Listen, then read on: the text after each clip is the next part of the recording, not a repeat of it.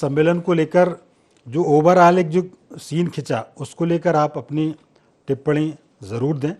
और गायों की स्थिति किसी से छिपी नहीं है, मतलब ये बताने की आवश्यकता नहीं है, उसको लेकर भी आपका एक क्या व्यू रहेगा उस पर ज़रा आप एक कमेंट करें। देखिए योगेश जी, सबसे पहले गौ माता के प्रति जो मानसिकता है उस मानसिकता में बदलाव होना चाहिए।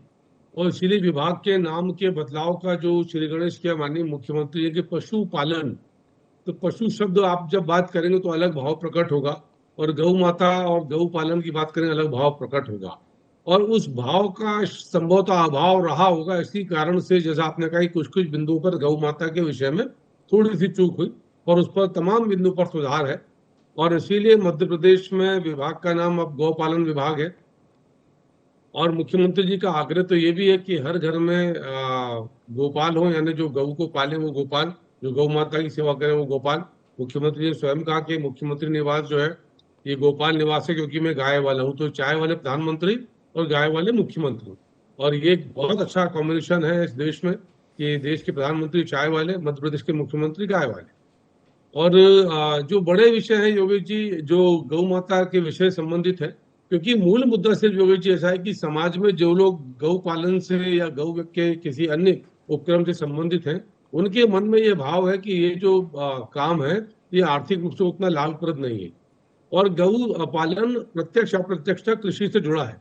आज यदि जो गेहूं का दाम 2600 रुपए है, जो केमिकल बेस्ड है, ऑब्वियसली हम सब जानते हैं, यदि वही गैस गौ माता की खाद से बने, गौ के जो उपयोग की चीजें उनसे बने, तो वही जो गेहूं जिसको ऑर्गेनिक गेहूं कहते हैं वो 4,500-5,000 रुपए की उसकी कीमत है। इतना लगभग दूने का अंतर है। तो उस दिशा में एक पहल है। मध्य प्रदेश में दूध उत्पादन होता है, पर सहेजने के लिए 10 लाख लीटर की क्षमता, तो राष्ट्रीय डेयरी विकास बोर्ड से समझौता किया, 50 लाख लीटर करेंगे।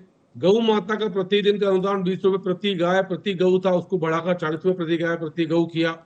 90 करोड़ की सहायता राशि जारी करी। मुख्यमंत्री ने कहा जरूरत पड़ेगी 900 करोड़ जारी करेंगे। बाबा साहब अम्बेडकर कामधेनु योजना का जो था वो सम्मान किया गया।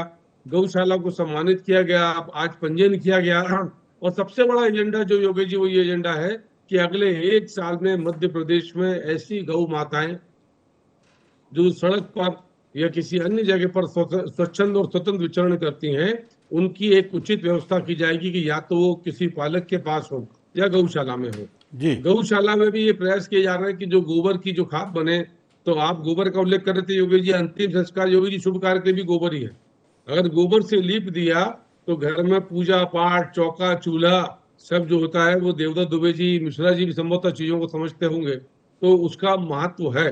तो एक ये ऐसा जिसको साइंटिफिक भाषा में अपशिष्ट कहा जाता है, वो शुभ कार्य में होता है, वो गौ माता का है। और हम सब मानते हैं कि बिल्कुल हमारी माँ तो जो है।